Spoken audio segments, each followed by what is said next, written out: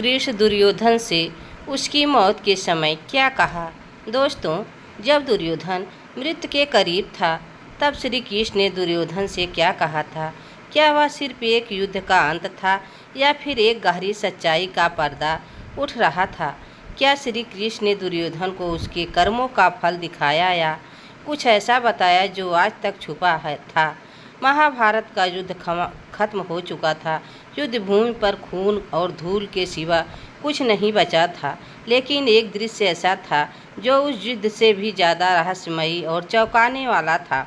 वह था दुर्योधन का अंतिम समय और श्री कृष्ण की उससे हुई आखिरी बातचीत। उस अंतिम क्षण में कृष्ण ने जो कहा दुर्योधन को झकझोर कर रख दिया, बल्कि आज भी हमें सोचने पर मजबूर करता है। वह चीत्कार करता हुआ धरती पर गिर पड़ा। उसका शरीर लहूलुहान था, लेकिन उसका अहंकार अभी जीवित था। वह धरती पर पड़ा कराह रहा था और आसमान की ओर देखकर अपने भाग को कोस रहा था। युद्ध क्षेत्र से सेना लौट चुकी थी, पर दुर्योधन का अंत बाकी था। उसी समय श्री कृष्ण वहां पहुँचे। शांत, गंभीर और तेजस्वी उनकी आंखों में कोई घृणा नहीं थी, बल्कि एक गहरा रहस्य था। दुर्योधन ने उन्हें देखा और मुस्कुराया, बोला, मुझे हराने के लिए तुमने अधर्म का सहारा लिया। तभी कृष्ण ने झुके दुर्योधन की आंखों में झांका और बोले, क्या सच में तुम्हें लगता है कि यह सिर्फ युद्ध था। कृष्ण धीरे से बोले, दुर्योधन, तूने अभी भी नहीं समझा कि यह युद्ध नहीं, तेरे कर्मों का न्याय था। दुर्योधन ने तकलीफ से करवट ली और व्यंग में हंसते हुए कहा, तो क्या पांडवों ने कोई पाप नहीं किया? क्या तुम खुद निष्पक्ष थे? कृष्ण ने शांत स्वर में कहा, मैं समय हूँ, मैं न्याय करता हूँ, पक्ष नहीं लेता, लेकिन जो अधर्म को चुनता है उसका पतन निश्चित होता है। उन्होंने कहा, तेरा जन्म महान कुल में हुआ, शिक्षा भी श्रेष्ठ मिली, पर तूने अपने ही कुल का नाश किया। लालच और अहंकार में डूबकर दुर्योधन की आंखों में पहली बार पश्चाताप की हल्की सी परछाई उभरी।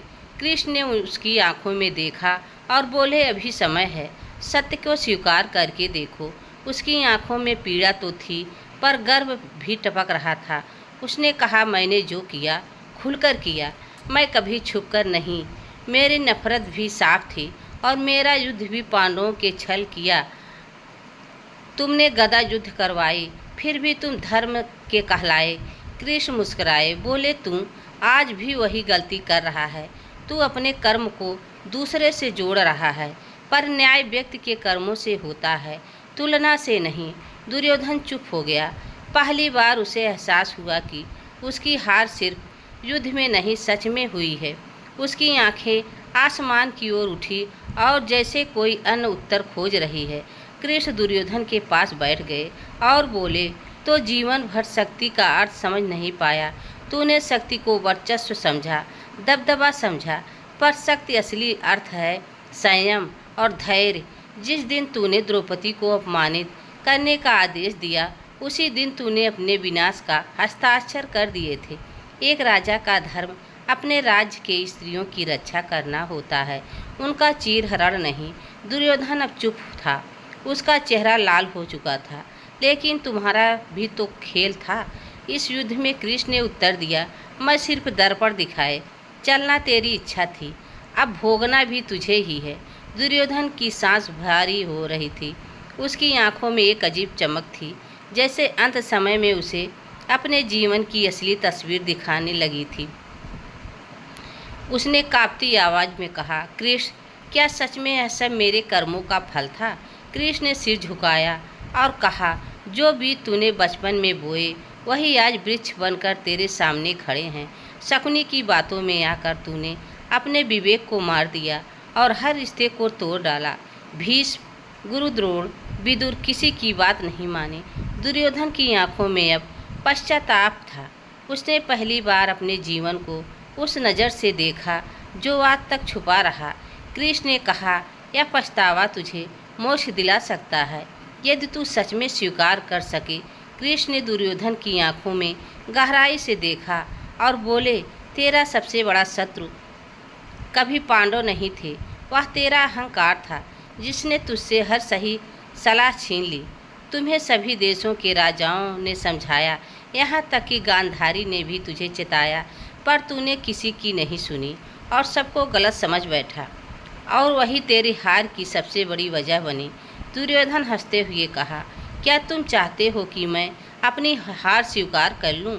कृष्ण ने शांत स्वर में कहा, स्वीकार करने से तू छोटा नहीं होगा, बल्कि वही तेरा सबसे बड़ा पुरुषार्थ होगा। मृत्यु से पहले अहंकार का मरना जरूरी है, वरना अगला जन्म भी तेरे इसी अभिशाप के साथ होगा। दुर्योधन की आंखों में अब गहरी निराशा थी, लेकिन साथ ही साथ एक हल्की सी हलचल भी थी। वह समझ चुका था कि जीवन का सबसे बड़ा शत्रु अहंकार था, लेकिन उस अहंकार को छोड़ने में उसे बहुत देर हो गई थी। उसने धीरे धीरे कृष्ण की ओर देखा और कहा, क्या आप कुछ भी बदल सकता है? क्या मैं अपनी गलती का प्रायश्चित कर सकता हूँ? लेकिन यदि तुम सच में पश्चाताप करोगे तो मुक्ति पाओगे। यह युद्ध और तुम्हारी मौत सब कुछ तुम्ही से सीधा जुड़ा है, लेकिन सच स्वीकारने से तुम अपनी आत्मा को शांत दे सकता है। दुर्योधन चुप हो गया। उसकी आंखों में केवल पछतावा था, बल्कि आत्मज्ञानी भी महसूस हो रही थी। कृष्ण ने दुर्योधन के पास बैठते हुए कहा, तू जीवन भर छल और धोखे में फंसा रहा, लेकिन एक सच्चाई को नहीं जान पाया। जीवन का असली मतलब केवल विजय और वर्चस्व नहीं है, बल्कि संयम, सत्य और धर्म में है। तुम्हें हर कदम पर अधर्म को चुना, लेकिन कभी नहीं सोचा कि अधर्म का फल कितना कष्टकारी होता है। तुमने न केवल युद्ध को बल्कि अपने जीवन को भी गलत दिशा में मोड़ दिया। तुझे अब यह समझने का समय है कि सच्ची शक्ति आत्मनियंत्रण में है, और जीवन का सबसे बड़ा पाठ यही है कि हम अपनी गलतियों से सीखें। शायद अब देर हो चुकी है, लेकिन यह संदेश आने वाली पीढ़ियों के लिए है कि अब ये बातें दुर्योधन के दिल में घुस गए। अब वह खुद को खो चुका था, लेकिन इस सत्य को जानकर उसकी आत्मा को थोड़ी शांति मिली। कृष्ण ने दुर्योधन की ओर देखा और फिर एक गहरी सांस ली। तुम सोच रहे होगे कि मैं तुम्हारी मौत के समय यहाँ क्यों खड़ा हूँ, पर तुम्हें एक और रहस्य बताता हूँ। कृष्ण ने दुर्योधन की ओर झुकते हुए कहा, तुम जानते हो, तुम्हारा अंत पहले से ही तय था।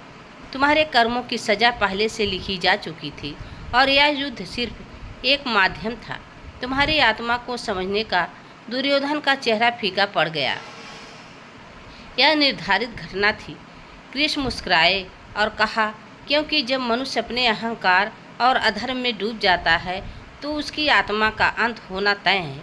लेकिन तुमने इस सबक को बहुत देर से सीखा, और यही सबसे बड़ी त्रासदी है। दुर्योधन की मौत के समय कृष्ण ने उसे जो सिखाए वह केवल उस समय के लिए था, बल्कि हमारे लिए भी एक अमूल्य संदेश है। उसने यह स्पष्ट किया कि हर कर्म का फल मिलता है, और जो अपनी गलतियों को स्वीकार करता है वह सच्ची मुक्ति पा सकता है। अहंकार और अधर्म से भरी जिंदगी अंत तक केवल और विनाश की ओर ले जाती है। आज हम भी अपनी ज़िंदगी में वही गलतियां दोहराते हैं। आंतरिक संघर्ष, गलत फैसले और दूसरों की निंदा पर ध्यान देते हैं, और अपने जीवन को संयम और धर्म की राह पर चलाएं तो हमें भी दुर्योधन तो क्या हम भी अपने कर्मों की सच्चाई को स्वीकार करने की हिम्मत जुटा पाएंगे। अगर इस कथा ने आपके दिल को छुआ है तो अपने दोस्तों में शेयर करना ना भूलें। दोस्तों, यह वीडियो आप सबको कैसी लगी कमेंट में ज़रूर बताना। चैनल पर नए हो तो लाइक सब्सक्राइब ज़रूर करना। तब तक के लिए राधे राधे, जय श्री कृष्ण, धन्यवाद।